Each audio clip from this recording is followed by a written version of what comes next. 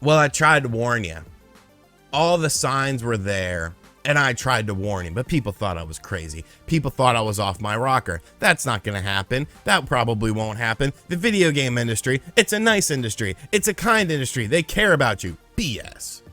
You give these companies an inch, they'll take a mile. We've seen it a million times. We've seen it all throughout gaming history, and they will continue to do such. But I said this was going to be a problem in the future because it was getting into territory with the Nintendo Switch that a lot of people don't want to venture into this territory, because while it is a nice option, there are lots of drawbacks with it. But I was being crazy. Smaller companies aren't going to do this. Smaller companies are going to try to take advantage of this. No, it'll just be a few big companies here and there. But now it's here. Cloud gaming, yes, cloud gaming has infiltrated your Nintendo Switch. And I tried to warn you about this, that the result probably would not be for the best. Now, let's take a step back though. With cloud gaming, I don't inherently hate it. I actually use cloud gaming sometimes with my Xbox Series X, but I don't use it in the manner that a lot of people probably think I do. Basically, I'm a Game Pass Ultimate member, or whatever the hell they call it nowadays, so I'm able to check out a library of games on my Xbox Series X.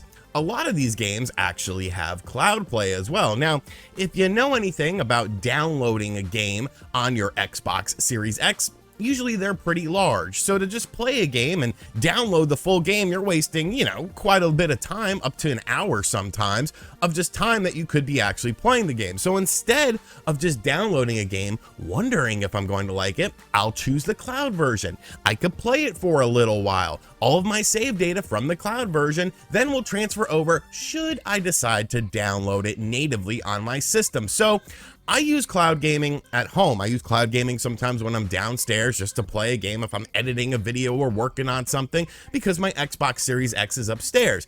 It works in that manner, and I don't mind it in that manner because it's not the mandatory option. It's not the only option. It's a secondary option, and as a second or a third option, I think cloud gaming is okay when it works well. Now, obviously the games run better when you download them natively on your system. They look better, they play better, but I don't mind cloud gaming as an option. The problem is, when you're talking about the Nintendo Switch and cloud gaming, it's not an option. It is a mandatory thing. The only way to play this game on your Nintendo Switch is to play it via cloud gaming. Now, they're supposed to get to a point with this cloud stuff where I could just walk outside and walk down the street and play the same quality version of a game that I'm playing at home.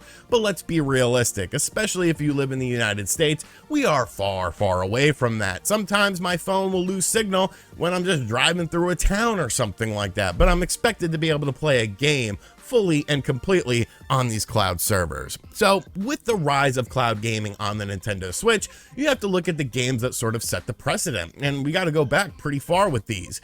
Of course, cloud gaming was talked about and released in Japan for the Switch with games like Resident Evil 7 and Assassin's Creed Odyssey. Now, if you live stateside, you couldn't even play these. They're contingent on online servers that are based in Japan. So the only way to play these games was to be based in Japan. Trust me, I tried to play these games by scooting around the region lock stuff with it, but hey, you know what, whatever.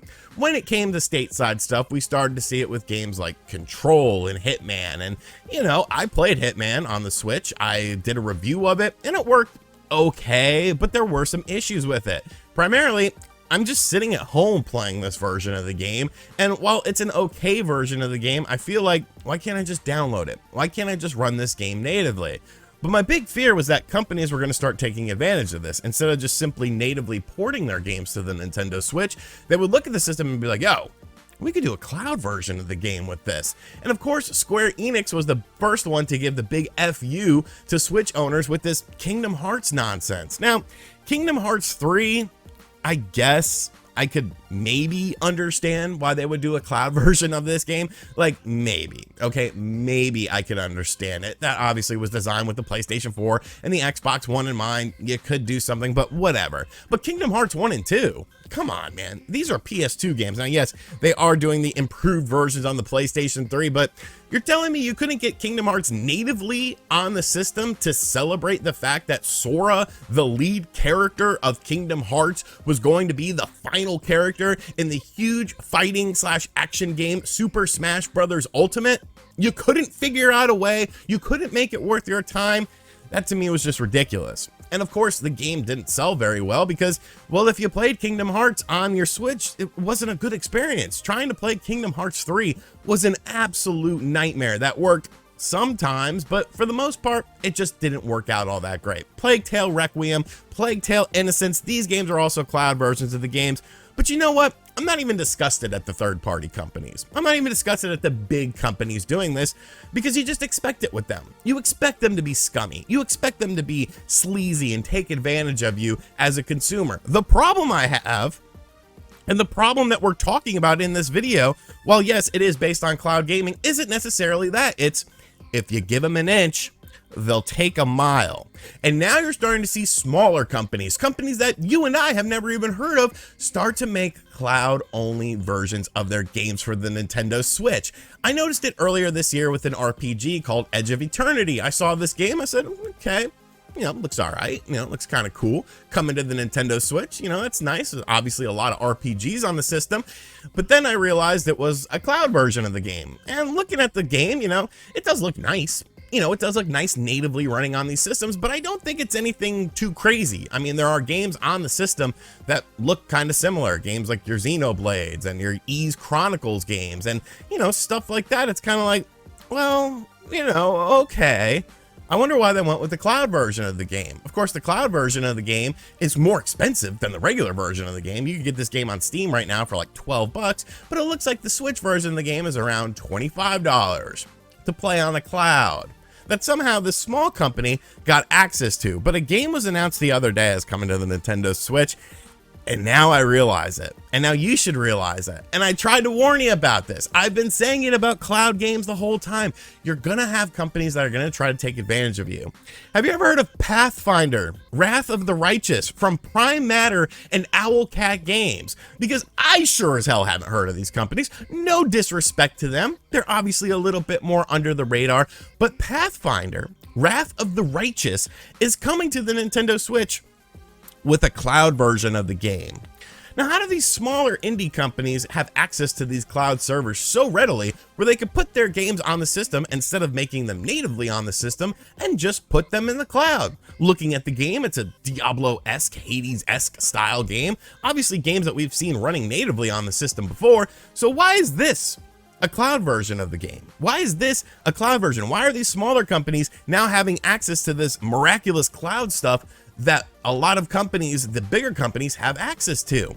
And it's going to continually become a problem for the Switch because companies, they want to save money.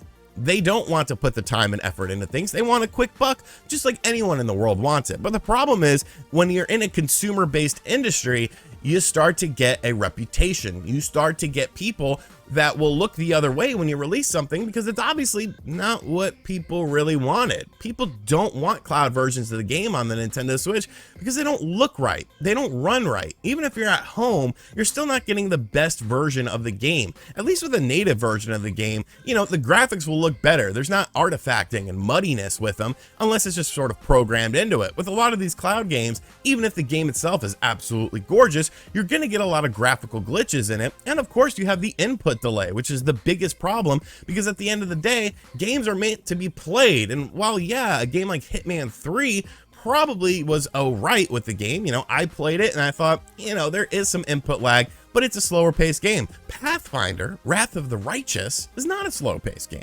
This is a game that requires things like fast button presses and intuition to know when to do something, and you almost have to plan it a half second or a full second beforehand when you're talking about a cloud version of the game.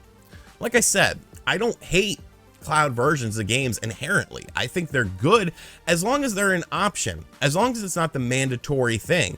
Are you really going to bring your Nintendo Switch out somewhere and play Kingdom Hearts 3 on some poverty McDonald's Wi-Fi? Like, no. No one is going to do that. It just doesn't work right now with the system. It doesn't work right now with the infrastructure that is in the United States and in most countries. Japan can kind of get away with this because they have a smaller infrastructure. It's a smaller country. Like Japan is like what? The size of Texas? That's one state.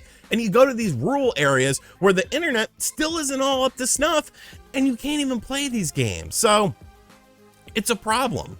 It's a problem. And until, I hate to say it, but until Nintendo either puts their foot down about this or introduces some more developer-friendly hardware that's more consistent with what we're seeing with systems like the PlayStation 5 and the Xbox Series X, or even the PS4 and the Xbox One, you're going to have these sacrifices made for these games where you're not going to be able to play the native version of the game because companies will look for an out. Companies will look for a way to skirt around that and do this cloud stuff. You know, this is what people wanted, though. They wanted this cloud shit. They wanted this all digital age shit. And it's a shame because now you're starting to see the repercussions of it. Now you're starting to see games get removed at a whim. You can't even play the games that you bought anymore because, oh, well, licensing issues. Oh, well, we're taking this down off the store. Oh, well, you know what? We're making a new edition of this game. So just get used to it, folks. Just get used to it. I'm not getting used to it, damn it. We're going to talk about it. We're going to fight back. We're going to tell these companies, hey, cloud gaming's okay as an option, but when you make it mandatory, we don't like it. And we're not going to support these actions because it just takes away from the consumer. And at the end of the day, you work for us. You work for the consumer. The consumer constitutes whether you make money or not, or whether you stay in business. So you should be keeping us happy, not the other way around. But we got so many simps these days, simping for plastic consoles that they don't even get paid for it. I only play Xbox. I only play PlayStation. I only play Nintendo. They're the best. You're an idiot if you like other companies. Unless these companies are paying you to say that, don't say that. That's ridiculous. But these are just my thoughts. What do you think about it? Is this an old man yelling at a cloud in the most figurative way that is existing? Or do you think that I have some good points here? And do you think that this is going to be problematic in the future for the Nintendo Switch unless Nintendo puts their foot down and is like, hey, make the game natively or make it an option or introduces new hardware? And as always, guys, thank you for checking out this video. If you are new to the channel, be sure to hit that subscribe button, like, comment, and share. Hit the bell notification as well. And as always, I'll catch you guys on the next video. Later.